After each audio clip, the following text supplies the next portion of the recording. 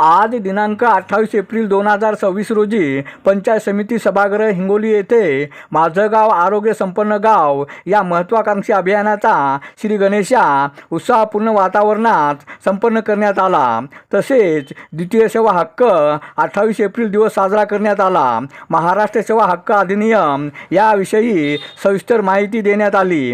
महाराष्ट्र सेवा हक्क अधिनियम 2015 ची अंमलबजावणी व्हावी यासाठी सर्वांनी प्रचार प्रसिद्धी करावी असे निर्देश जिल्हा परिषद मुख्य कार्यकारी अधिकारी विवेक गायकवाड यांनी दिले। या तालुकास्तरीय कार्यशाळा व मेळाव्याला विविध भागातील अधिकारी, आरोग्य कर्मचारी, ग्रामपंचायत अधिकारी यांची मोठ्या संख्येने उपस्थिती लाभली।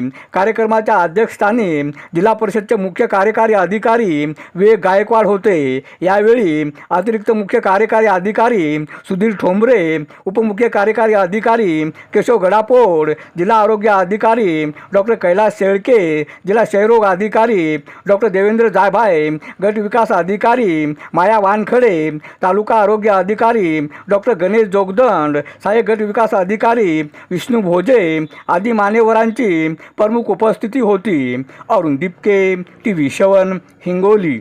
या अधिनियमांतर्गत ज्या काही आपल्याला प्रमुख सेवा मिळतात त्या आहेत आपल्या प्रमुख सेवा आहेत उत्पन्न, आपल्या महसूल विभागाचे उत्पन्नाचे प्रमाणपत्र, जातीचे प्रमाणपत्र, रहिवासी प्रमाणपत्र आहेत। अजून भरपूर सेवा आहेत, फक्त इथं काही सेवांचे नमूद केलेले आहेत। सर्व जिल्हा परिषदेचे अधिकारी कर्मचारी, त्याचप्रमाणे पेडवरचे अधिकारी कर्मचारी यांच्या कामामुळे आपल्याला संपूर्ण महाराष्ट्रातील ज्या 8 जिल्हा परिषदांची निवड करण्यात आली होती त्या 8 जिल्हा परिषदांमध्ये आपली हिंगोली जिल्हा परिषद हिला सर्वात टॉपच्या सेवा कर्मी पुरस्कार आत्ताच मिळालेला मुख्य सचिवांच्या हस्ते आत्ताच पारितोषिक मिळालेलं आहे। आपण त्यांच्या जोरदार टाळ्या 90% सेवा या त्यांनी तातडीने दिलेल्या आहेत आणि 90% सेवा त्यांनी दिलेल्या आहेत। असे महाराष्ट्रातील 2 जिल्हाधिकारी होते, त्यामध्ये छत्रपती संभाजीनगरचे जिल्हाधिकारी दिलीप स्वामी साहेब हे होते आणि आपल्या जिल्ह्याचे जिल्हाधिकारी त्यामध्ये होते।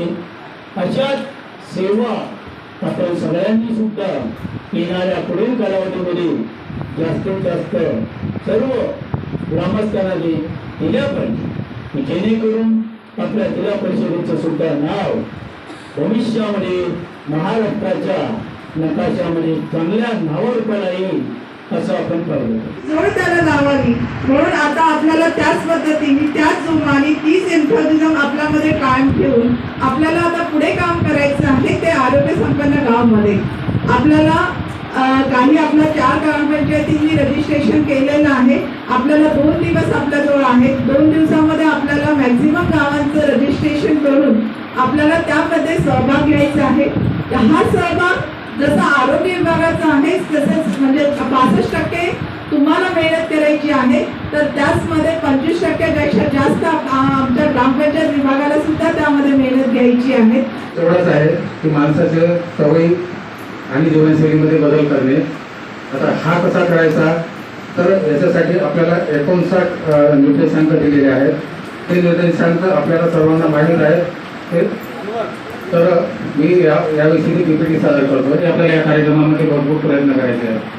जुनी पद्धत कशी आहे, केवळ उपचार करत होतो आपण, आणि नवीन अभियानामध्ये काय आहे